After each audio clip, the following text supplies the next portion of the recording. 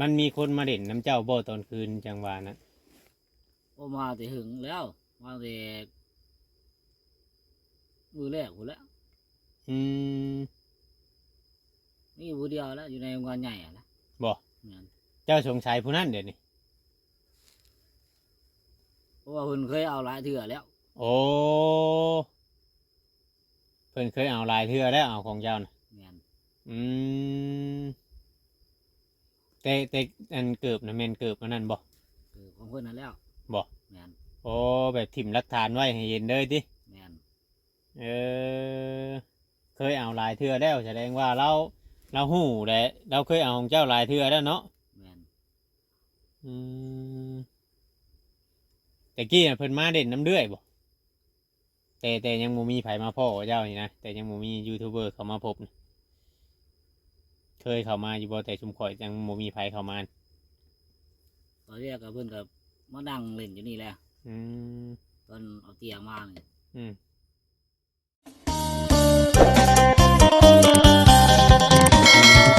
สบายดีเนาะพ่อแม่พี่น้องเบิดสู่ขู่สู่คนเนาะพี่น้อง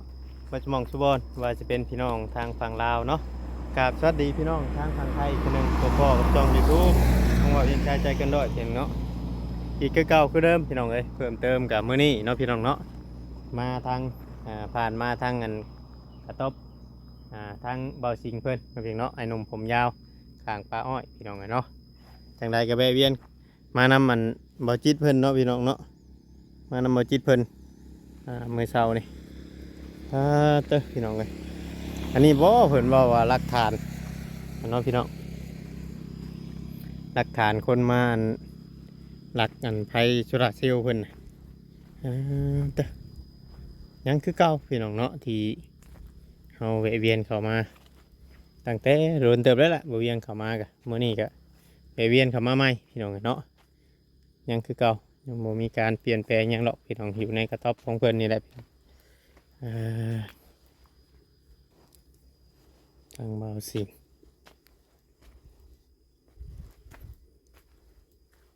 โอ้สบายดีเด้อบ่สิงเด้อไผนอนฉันน่ะบ่ปกก็นั่นเมียนเด้ฮะของเมียนเด้พวกของเมียนบ่โอ้คือคนนอนแท้บ่คิดว่าคนนอนได้นี่เออพวกของเมียนยันมันเหี่ยบ่แม่นอะดีบ่คนมาดักภัยสุราเชลเจ้าน่ะแม่นอืมบ่ได้ใช้หยังตอนคืนบัดนี้วันนี้มีหยังเลยล่ะบ่มีเลยอ้าวบ่มีไฟใต้บัดแม่นเออโคมได้จ้ะมีแต่โคมอ่าโคมมันยอละมีโคมอันหนึงเออ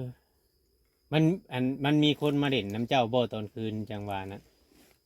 โอมาแต่หึงแล้วมาแต่มือแรกหมดแล้วอืมนี่ผู้เดียวแล้วอยู่ในโรงงานใหญ่อะนะบ่งั้นเจ้าสงสัยผู้นั้นเดี๋ยวนี้เพราะว่าเพิ่นเคยเอาหลายเถื่อแล้วโอ้เพิ่นเคยเอาหลายเทื่อแล้วเอาของเจ้าน่ะงั้นอืมแต่อันเกิบนะแม่นเกิบอันนั้นบ่คือของเพิ่นนั่นแล้วบ่งั้นโอ้แบบถิ่มหลักฐานไว้ให้เห็นเลยติงั้นเออเคยเอาหลายเทื่อแล้วแสดงว่าเราหู้แหละเราเคยเอาของเจ้าหลายเทื่อแล้วเนาะงั้นอืมแต่กี้น่ะเพิ่นมาเด่นน้ำเรื่อยบ่แต่ยังบ่มีไผมาพ้อเจ้านี่นะแต่ยังบ่มียูทูบเบอร์เข้ามาพบนะเคยเข้ามาอยู่บ่แต่ชุมข่อยยังบ่มีไผเข้ามาตอนแรกก็เพิ่นก็มานั่งเล่นอยู่นี่แหละอืมตอนเอาเตียงมาเนี่ยอืม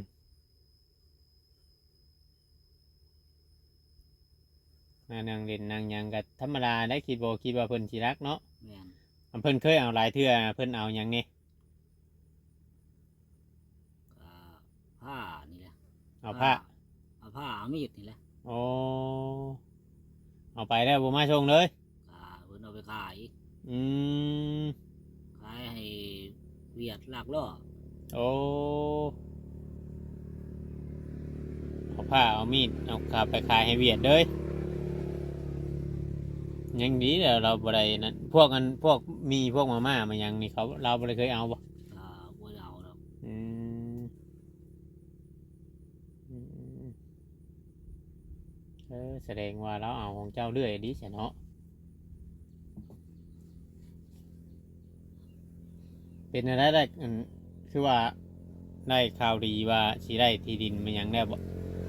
ตัวางบพอได้บ่ เขาเบิ่งอีกมื้อ2มื้อนี่ อืมตกลงเจ้าจะไปเอาอยู่บนไรบัตรที่ดินน่ะ อยู่หมู่นี่นะ อยู่ในพุ่นบ่โอ้ โอ้ที่ว่านี่แหละ เอาบอลเจ้าไปเบิ่งหันแหละ อืม อืมวันนี้สมมติว่าไล่ที่ดินอยู่หันปุ๊บเลยมันสิได้มั่งออกได้อยู่นี่บ่สิเข้าไปอยู่พุ่นบ่ เขาเบิ่งเพิ่นเฮ็ดให้อยู่หั้นนะ อืมเพิ่นสิเฮ็ดกระต๊อบให้ยันสิเฮ็ดไม้นะเฮ็ดให้มันแน่นหนากว่านี้เนาะ แม่น เออยันสิเฮ็ดไม้เฮ็ดให้มันแน่นหนามันยังกว่านี้แหละมันสิเป็นตาอยู่พี่น้องเนาะเพราะว่านี่เฮาป้าสิ่งของไว้คือว่าป้าหันป้านี่ไว้ก็เขาเฮาบ่เผากับคนรักเนาะ แม่น กับเฮาบ่เผากับคนรักแบบเดียวกับกระตุกกระติกนี่แหละกับบ่เผานี่เขาก็เอาไปได้นี่ตุกน้ำตุกหยังนี่ก็ฝนตกบ่ทางนี้วานนี่ ก็ตกอยู่แต่ตกบ่แห้ง อืม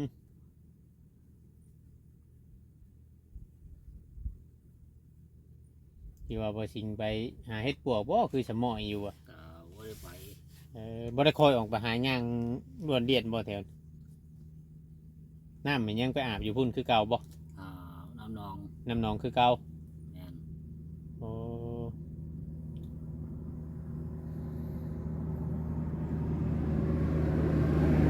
ใช่คือเห็น FC บอกว่าสิตัดผมแล้วมื้อน่ะคือยังบ่ตัด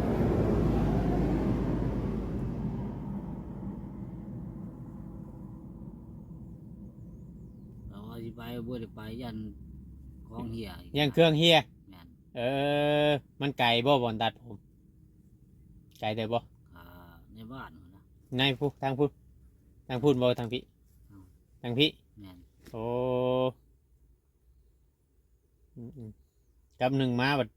คำว่าไปเฮาย่างไปบัดมันบัดไกลเนาะ แม่น คำว่าคือว่าเพิ่นมาน่ะเพิ่นพาไปเพิ่นไปตัดก็คือสิไว้แน่พี่น้องเอ้ยคำว่าเราย่างไปนี่ห่วยเพื่อเรามานี่ก็เขาลักไปก็ลักไปชื่อได้อหยังก็ตอนคืนนี่แม่นเอาเต้นท์ออกมากลางอยู่นี้ เพราะว่ามันร้อนในช่วงนี้ บ่ได้กลางบ่ มันร้อน มันฮ้อนนะบ่ได้กลาง แม่น ยุงบ่ครบบ่จ้ะ ก็จุดยากันยุงเอา จุดยากันยุง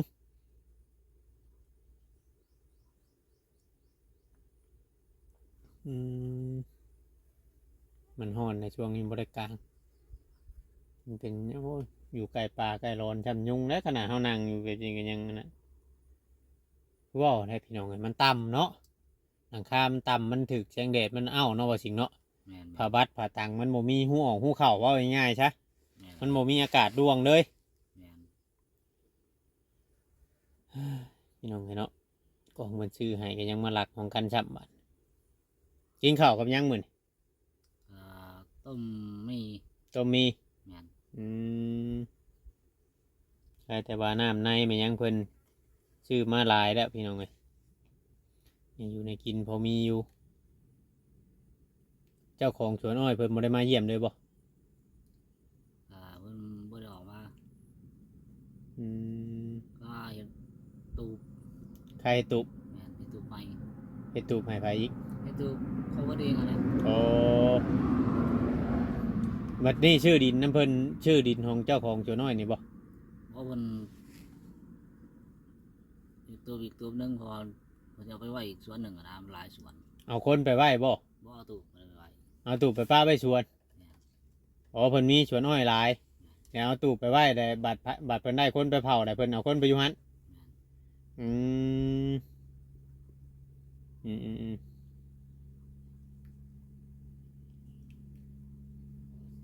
แสดงว่าเจ้ามาอยู่นี่เราท่านได้เฮ็ดตูบเฮ็ดหยังให้มีแต่ว่าเราเอาเตียงเด็กนี่ให้ซื้อเนาะ แม่นแม่น เ เออเราเตียงเด็กให้ซื้อเพราะว่าทั้งบ่สิงนี่ก็ยังบ่มีครอบครัวนะพี่น้องแต่ว่ามีเตียงมีหยังพอวันนอนนี่ก็ยาทางเบิ่งบัดเจ้าไร่อันอ่าที่ทางมันหยังนี่แหละเนาะเจ้าไร่ที่ได้หยังแบบปลูกกระต๊อบกระแตบเข้ามาปรับผู้ใหญ่เพิ่นเฮ็ดให้ก็เฮ็ดบนอยู่บนเช่าให้จับดีก็คือว่าอันนั่นได้พี่น้องไอ้จอน้ำจอในให้เราพอเราบ่ได้อาบน้ำนองอืม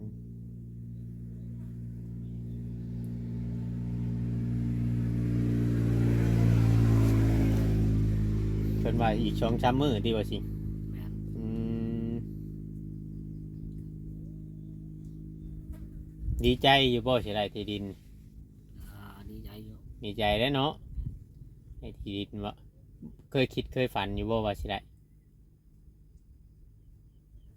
อ่าบ่เคยปานใด บ่เคยได้เนาะ เฮานอนแบบนี้เฮาแบบคาว่านั่นเนี่ยฟันอยู่บ่เจ้านอนนะตอนค่ำตอนคืนนี่ฟันอยู่บ่ บ่ได้ฝัน เป็นได้อาการเจ้าเจ็บท้องบางหนึงใครแน่ได้เดือน ก็ใครแน่ อืมเพิ่นไล่เอายาพาไปหาหมออยู่ใช่อยู่ชุกชราบ่อยู่ใช่อยู่ห้องหมอพุ่นบ่ อยู่ห้องหมอใหญ่ อืม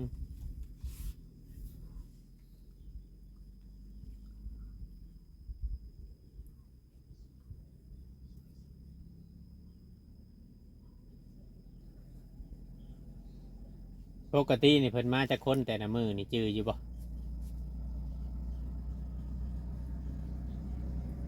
ว่านี่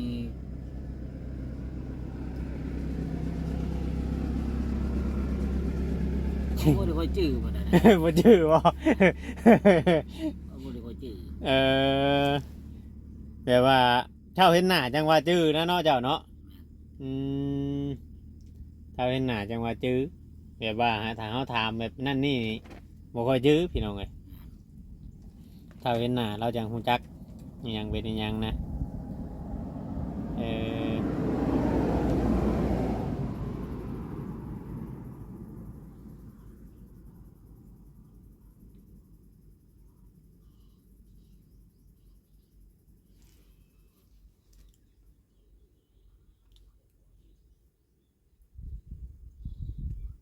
อืมข้าวน้ำก็หนึ่งซ้ำเฮากินแน่นอนว่าสิงเนาะผู้เดียวเนาะหนึ่งได้ก็กินบ่เบิดมันเป็นข้าวเย็นเนาะ เขาก็บ่ให้หนึ่ง มื้อหนึ่งบ่ แม่นเพิ่นบ่ให้หนึ่ง เป็นได้คือว่าบ่ให้หนึ่ง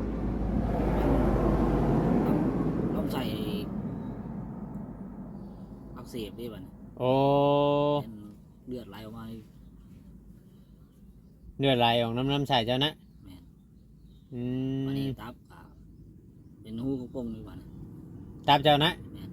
เออยังเดือตับเดียวบัดนี้ แม่น มันแยกออกเลยมันเป็นหูเลยติ แม่น อืม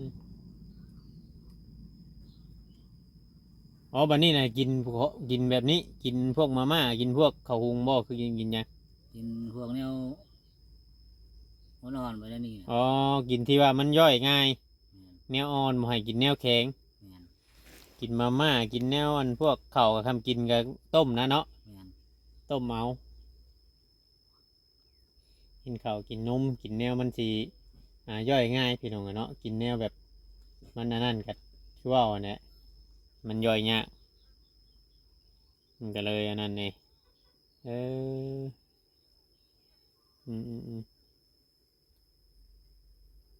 เขาแต่ว่าขาได้กินหือกินยาเพิ่นเนี่ยอาการดีขึ้นหลายเนาะ แม่น ดีขึ้นหลาย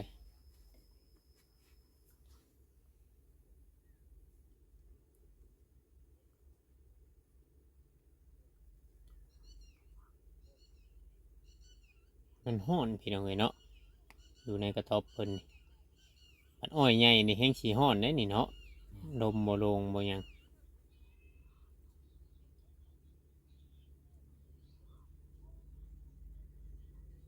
เคยไปเผาสวนอ้อยเนี่ยเคยไปเผาจากบ่อนได้สวนอ้อย วนนู้นนั่นก็สวนนู้นนี่ โอ้อันนี้ชวนที่สองนี่เนาะ แม่น ปีกายนี่เนี่ยเผาอยู่พุ่น แม่น โอ้อืมเป็นเชียมเป็นหยังนี่คำป้าไปดูทีบนี่เขาก็ลักไปดูได้นี่ดิ เอาไปคือก่อนนะ เออเนี่ยพี่น้องเลยเนาะนี่เป็นเชียมเพิ่นเอามาไว้แบบใกล้ๆคนดูได้เครื่องของนี่ก็ต้องเอาผ้าห่มปกไว้บ่เวียงคิดว่าคนนอนคิดว่าคนนอนนะคนเอาไปเพิ่นว่าเขามาเอาไปรถเป็นบ่ได้บอกอิหยังอืมอืมอืมอืมนี่แต่สู้ไปนี่นะพี่น้องเนาะสามได้บนอยู่บนเช่าที่ว่ามันเน้นนะเป็นตายอยู่ตายเช่าจะดีอืมหากชาวบ้านชาวหยังกายไปกายมาเนี่ยเขาบ่ได้เข้ามาเด่นนำบ่ อ่าม้วนเขามานะ โอ้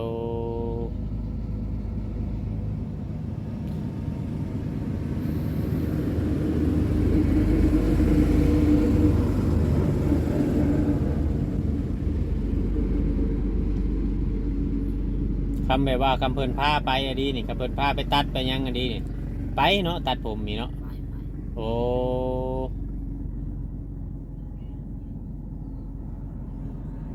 คือว่าหลายปีแล้วบริตัดนี่เนาะก็แต่จะว่าก็แต่อันเจ้าเคยโกนหัวโล้นตะกี้พุ่นบอกเจ้าเคยโกนหัวตะกี้พุ่นบอกอ่า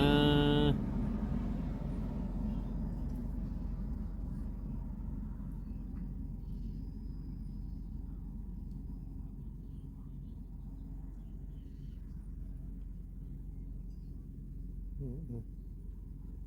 เขาก็กินมาได้เราเป็นลำไส้บาดพี่น้องเนาะลำไส้บาดลำไส้อักเสบเรากินแต่ของที่มันย่อยง่ายมันจังบอนั่นเราอะกินของแบบพวกเนื้อเพชรนี่กินบ่ได้ด้วยได้เนาะ แม่ เนื้อน เพชรนี่มักพริกมักพายนี่พวกนั้นพวกนี้นี่กินบ่ได้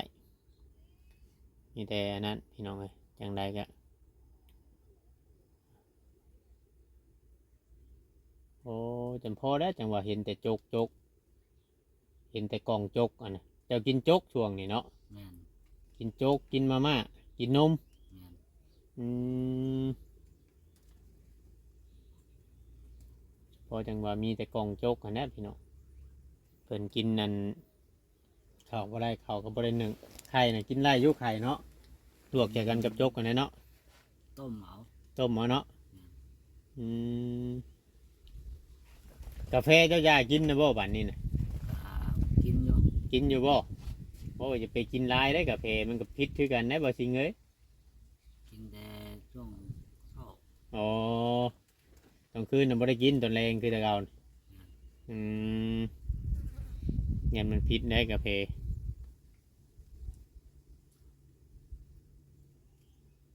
อืมอืม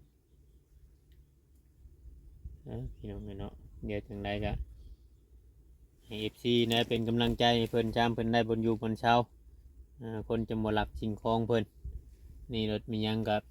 มาหลักของกันไฟโซลาร์เซลล์อันเดียวใช่ไหมเนาะของเจ้าเนาะ แม่นแม่น เข้าไปแต่คือว่าบ่ได้ใต้เลย แม่น อืมยันแต่งูเงี้ยวเขียวกับป้อมแล้วต้องค่ำต้องคืน เจ้าเขาเอาตอนเว้นบ่สิตอนคืน ต บ่ อนเช้า ตอนเช้าอ๋อเจ้าออกไปตากไว้หันบ่คือว่าเนี่ยไรเจ้าไปใช้เอามือเขาเอาน่ะ นอนอยู่นี่แหละ โอ้บ่ฮู้เข้ามาตอนใดบ่ฮู้ แต่ว่าได้ยินเสียงหัวเนาะ อื เสีย ม งหัวนี่ใส่พุ่ม เย็นหมุนเข้ามาทั้งพุ่นยักบ่เออ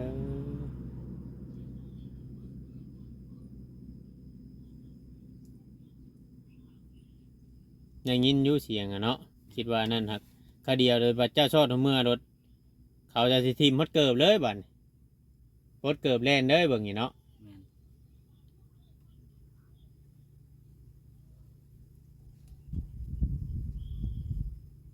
อื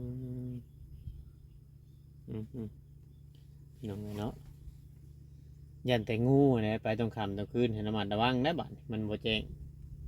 มันอยู่ป่าโมเมนต์ยังเนาะมันอยู่ป่ายันว่างูว่าเงี้ยว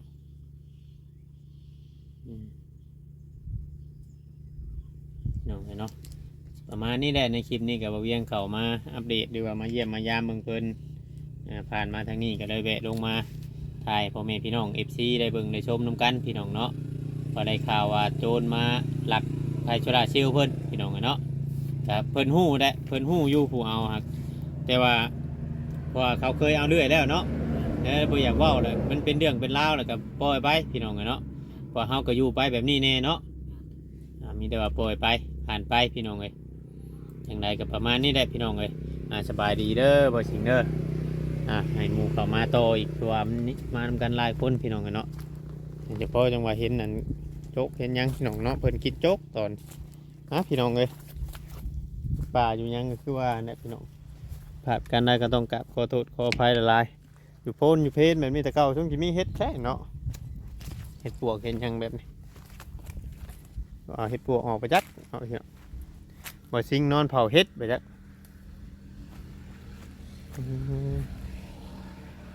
นะพี่น้องเอ้ยคลิปนี้ก็สิร่ำลาพ่อแม่พี่น้องไปอยู่ดีมีแฮงเบิดสุขุทุกคนพี่น้อง FC ทางฝั่งลาวฝั่งไทยหรือว่าทางต่างประเทศพี่น้องเนาะคลิปนี้ก็ลาไปก่อนแล้วพี่น้องเอ้ยขอกล่าวคำว่าสบายดีเบิดสุขุทุกคนเนาะ